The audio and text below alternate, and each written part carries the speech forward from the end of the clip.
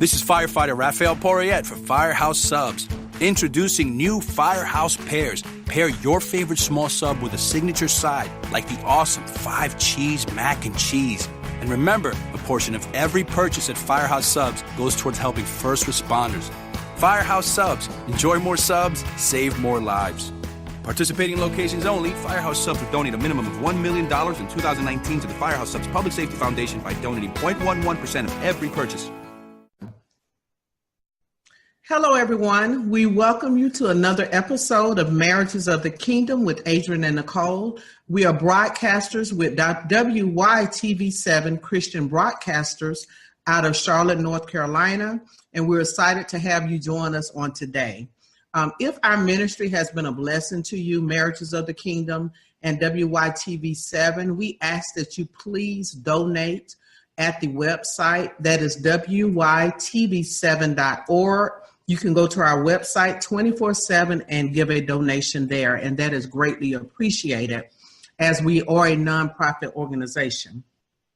This segment is to help the men and women of God understand that God will keep you and that God will keep your marriage if you give him the opportunity to. But there is no challenge that's too difficult for God, and we want you to understand that he can restore any situation. We welcome to our show today a very special couple to us. We have Mr. Orlandis and his wife, Ms. Kaja Walker. We're so happy to have y'all with us. Thank you for having us. Thank you for having us. We're excited about this today. And they're special to us for many different reasons. One of the biggest reasons is because God did a miraculous work in their life, and we're watching them grow daily by leaps and bounds, and it's such a blessing to see this. All right, so let's get started with this interview. Orlandis, will you please share with us some of the history of your marriage and where you all met and how you met? Me and my wife, we actually met on MySpace. Okay. Off the internet. Yeah, MySpace.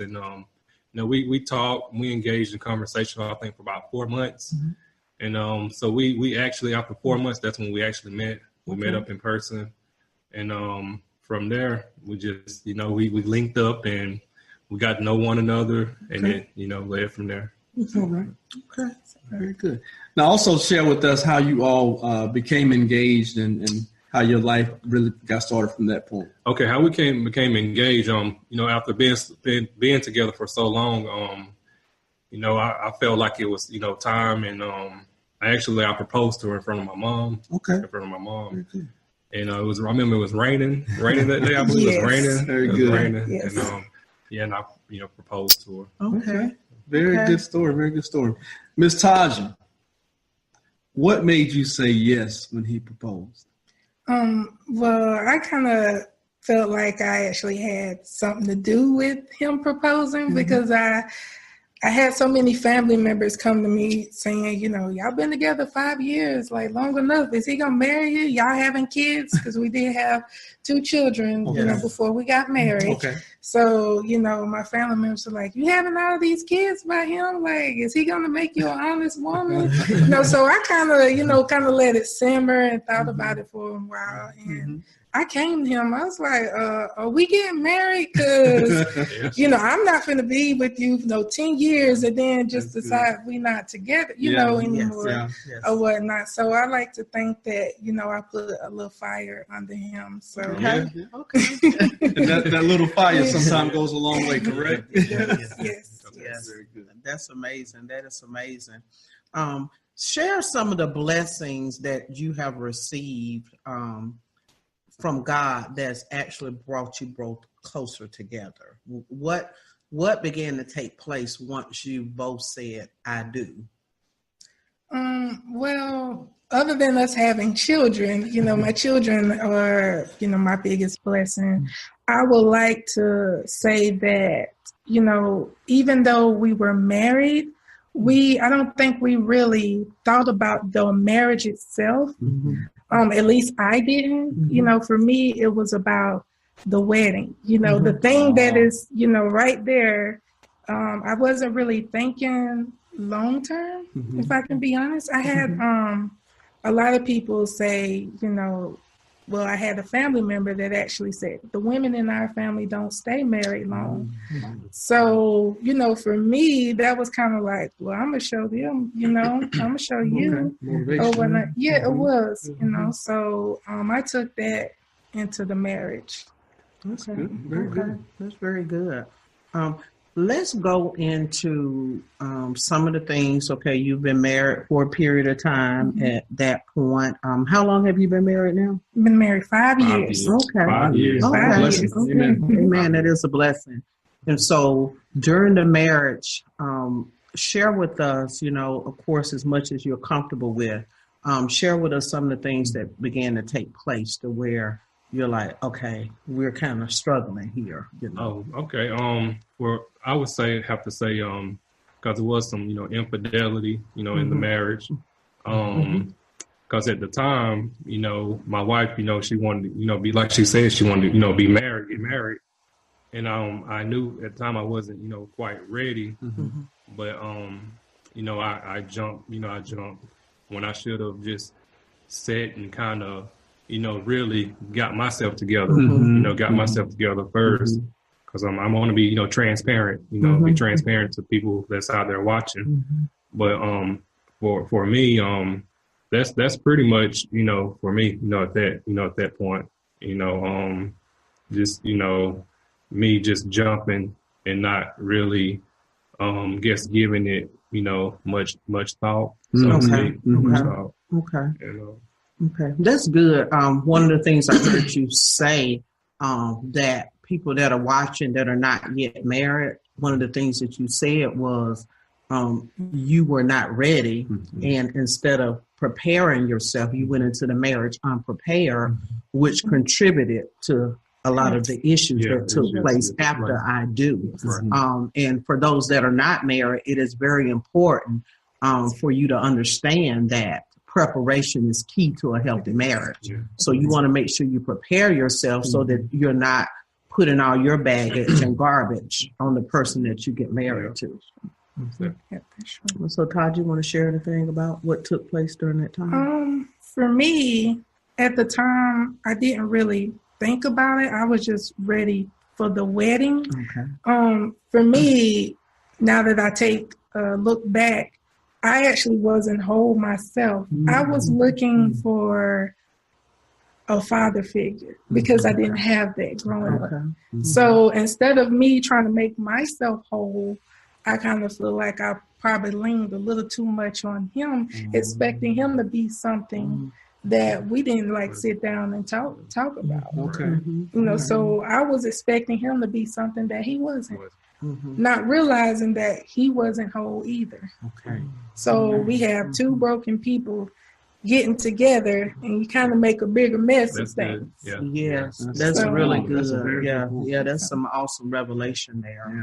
And that's so important to realize that two pieces of broke glass are still two pieces of broke glass. You can't put them together and make a whole piece out of it, and God has to do that. Literally, God has to do surgery, and like we're talking about today, and resurrect dead situations, but it still goes back to preparation before marriage and making sure we are all whole as individuals so that we are not literally in a marriage like two porcupines and sticking each other and literally sucking the life out of each other, because that's what happens when we're not healthy. So that's very good. So Orlando, as you mentioned the infidelity. So what do you feel for couples that may be going through that? There could be somebody that's watching that's actually operating in infidelity. Share with them what that did to you as a person, what it did to your marriage, what it did to your wife, to help them really think about the behavior that's behind that. Oh, it definitely hurt my wife. And that was one of the major things, and when it hit the fan, I mean, you ain't got nobody to blame but yourself. You can't point the finger and make it seem like it's, the wife or it's their reason why, because you know what you're doing when you when you're doing it. Right. And I would say to anybody, just seek God, seek His face, chase Him. And I'm saying, when you seek and chase Him, things will just change. Yeah, things will change. That's going to change.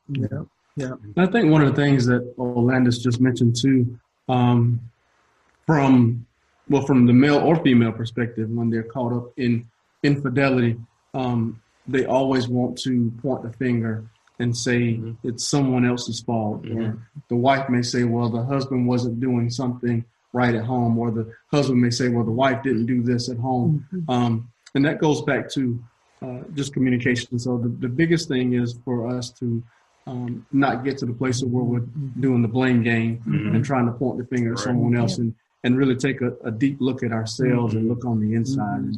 And like you said, seek God, search Him, and allow Him to help us to figure things out. So, yeah, and that's one of the biggest things, just hearing you talk now and talk about this situation, is hearing you take accountability. That's the biggest thing with any issue that we have in our marriages, is taking accountability for our stuff and not blaming it on someone else, because it's so easy a lot of times to say, okay, it's your fault. You're the reason that I behave like this, when in actuality, we're all accountable for our own behavior, and it's nobody's fault. And so we need to, be like you are with that and say, you know what, I messed up. It was my decision.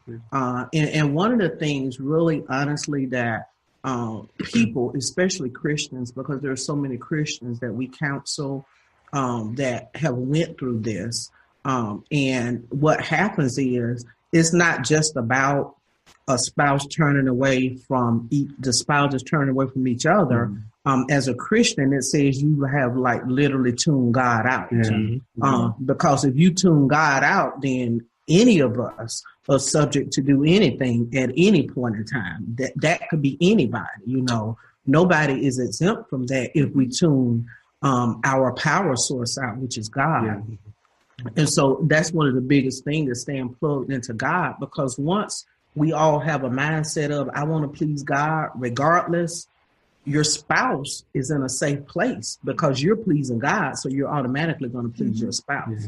And so that needs to be our focal point, in our marriages. Is not that I'm worried about what my spouse thinks or does or whatever. No, I'm concerned about what God thinks and how God feels about me. Am I pleasing God? And so that's the biggest point in our marriages that we really need to think about. One of the things that we do know when it comes to restoration, there's work that has to be done on both sides. You cannot repair a broken marriage without work. What did you both do to rebuild your marriage? What type of work did you put in? Well, for me, it had to be able to be open to receive forgiveness. I'm one of those people, I like to hold on to a grudge. If you make me mad, I'm going to stay mad at you for a while. But I know that, if I'm wanting this relationship to work, that I have to be open to let down that guard and be open to accept his apology, to let him try to, make things better, and for us to try to work things out together, other than coming into a place where I'm still kind of shutting him out, because it's like one foot in, one foot out, hot or cold, which one is it going to be? So I have to be open to, forgive him. I would say for me, just open to letting her love me, and accepting her love, and not, kind of shying away, shying away from it. I would, and most of all, I say putting, God in the center of everything, putting Him in the center of my marriage, and to lead and guide us in the right direction. And Todd, you were talking about forgiveness. That is so important, that the forgiveness takes place. And you did mention you had to forgive fully. because even though he may have committed an act, against God, against you, when he went to God and said, God, forgive me, I repent of my actions. When he came to you and said, I'm sorry, then at that point he has done as God has commanded him. So then now it's your place, as a wife or as a husband, if it was vice versa, to be like, okay, I receive, forgiveness for myself, and I receive your forgiveness that you're offering to me, because it's not fair to a person to, okay, I forgive you today, and then right. Tomorrow, I think you're looking at the corner of your eye at somebody, and then now all of this is rehashed all over again. Yeah. And so that's literally like a roller coaster for a person, would be for both of you, and so forgiveness means I forgive you fully, just as God does with us. He don't forgive us partially, like, okay, I'm going to forgive you for this, but not for that. And if you get on my nerves, I'm going to bring that back up later on. God releases us completely. And that's one of the biggest things with restoration that we have to learn is, I release you completely of your actions, just like God released you completely.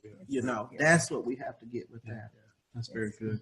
When did, and I know you both said you both had to go to God and seek forgiveness and for yourself as well.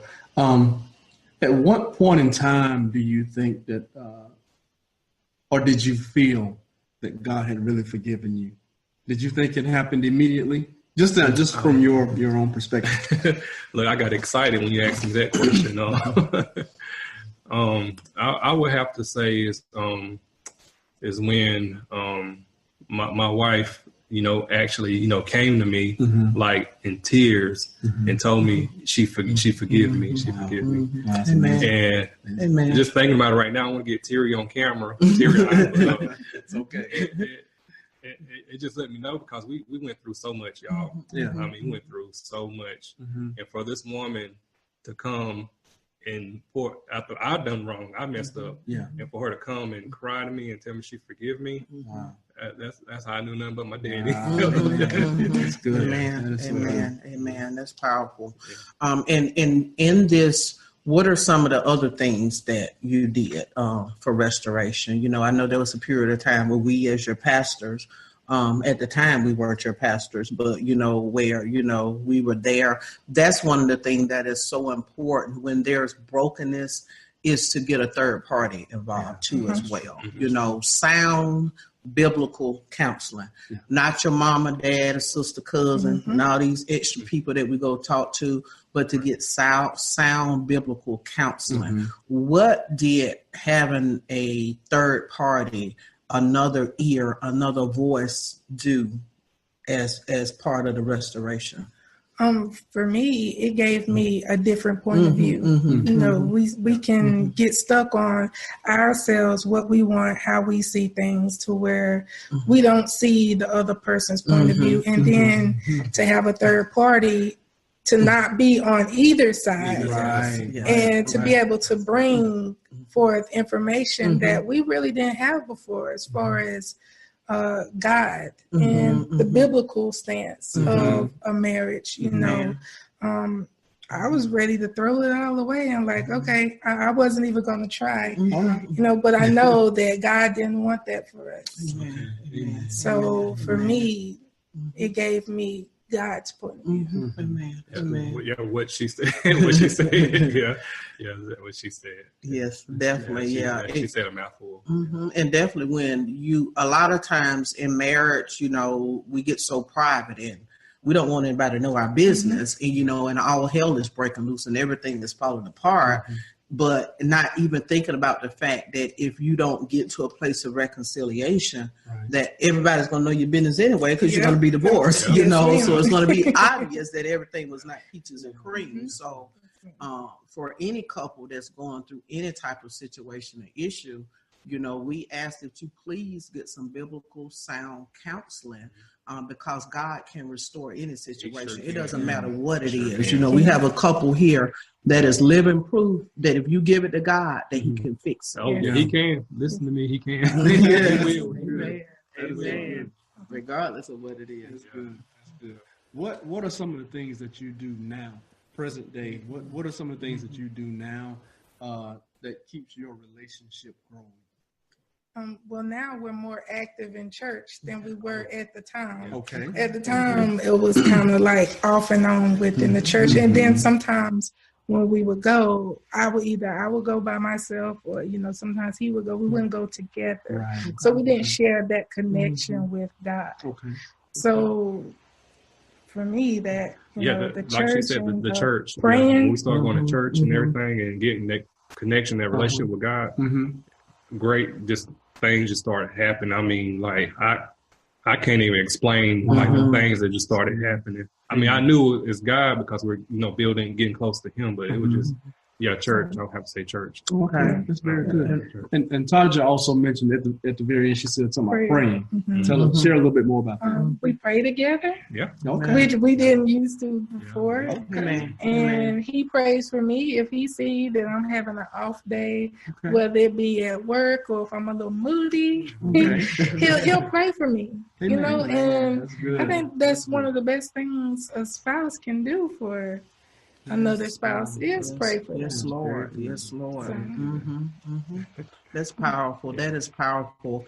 It's just blessing my heart to just sit here and listen to you guys from where you were before and to where God has you at now.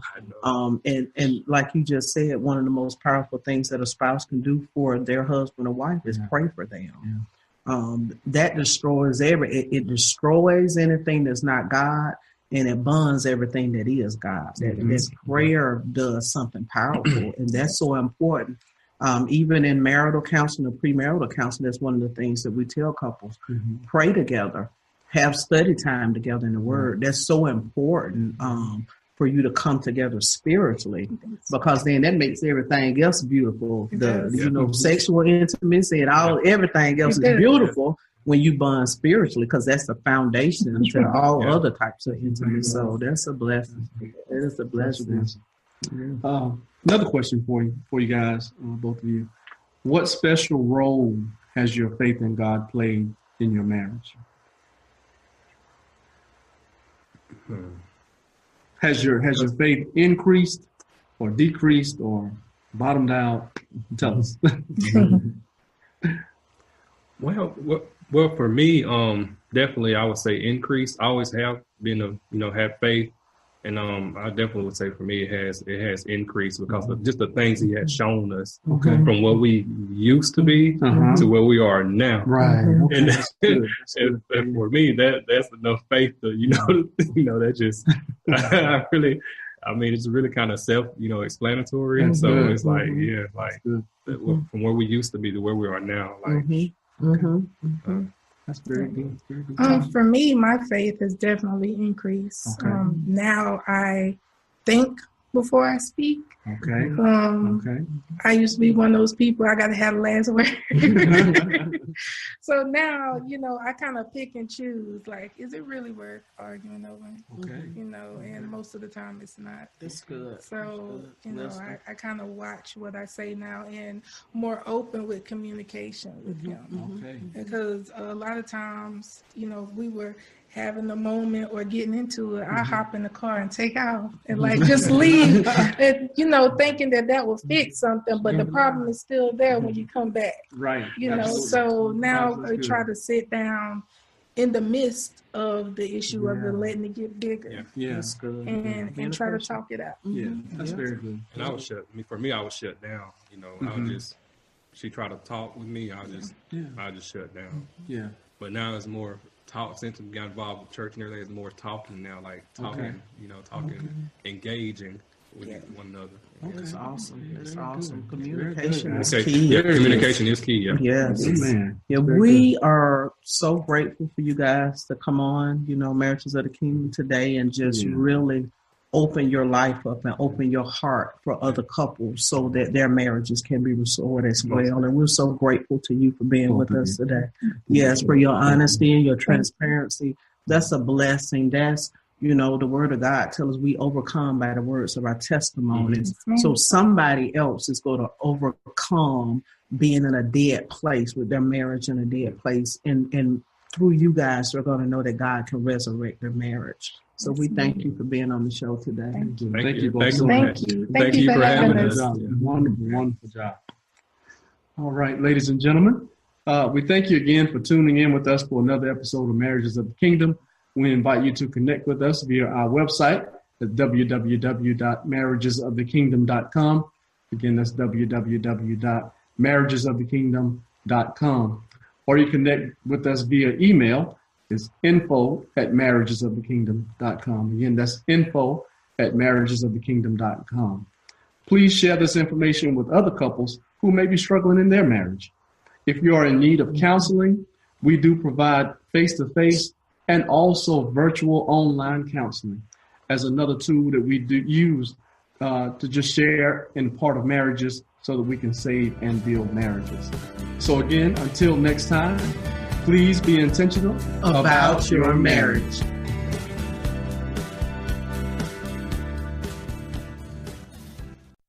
Dad, thanks for taking me bowling. This is fun. I just wanted to talk to you about protecting yourself. Dad. You know, at some point, maybe you're posting dance vids at a party. Dance vids? Yeah, the dance vids. And people around you are using cable internet. You can always call me or your mom and we'll come get you. No questions asked. Dad, I know to use internet with AT&T Fiber. You know, it's just the people with cable internet, they could have the upload speeds of internet with AT&T Fiber and they choose not to. They're not thinking, son. Dad, I'll be okay. Hey, good talk, right? All right, you're up, big guy. Don't get mixed up with cable internet. Switch to AT&T Fiber. Sign up at att.com/fiber300 and get faster upload speeds of up to 300 megabits per second for $40 a month for 12 months. Limited availability. May not be in your area. Check eligibility at att.com/fiber300. Ends 5/31/19. New residential customers in select markets only. Requires 12-month agreement. Includes Internet 300 when bundled with other qualifying minimum $19 per month service on one bill. Early termination, taxes, other charges, and restrictions apply. Compares upload speeds for Internet 300 of up to 300 megabits per second to up to 35 for Comcast, Cox, and Spectrum. Speeds vary, not guaranteed. Dad, thanks for taking me bowling. This is fun. I just wanted to talk to you about protecting yourself. Dad. You know, at some point, maybe you're posting dance vids at a party. Dance vids? Yeah, the dance vids. And people around you are using cable internet. You can always call me or your mom and we'll come get you. No questions asked. Dad, I know to use internet with AT&T Fiber. You know, it's just the people with cable internet, they could have the upload speeds of internet with AT&T Fiber and they choose not to. They're not thinking, son. Dad, I'll be okay. Hey, good talk, right? All right, you're up, big guy. Don't get mixed up with cable internet. Switch to AT&T Fiber. Sign up at att.com/fiber300 and get faster upload speeds of up to 300 megabits per second for $40 a month for 12 months. Limited availability. May not be in your area. Check eligibility at att.com/fiber300. Ends 5/31/19. New residential customers in select markets only. Requires 12-month agreement. Includes Internet 300 when bundled with other qualifying minimum $19 per month service on one bill. Early termination, taxes, other charges, and restrictions apply. Compares upload speeds for Internet 300 of up to 300 megabits per second to up to 35 for Comcast, Cox, and Spectrum. Speeds vary, not guaranteed.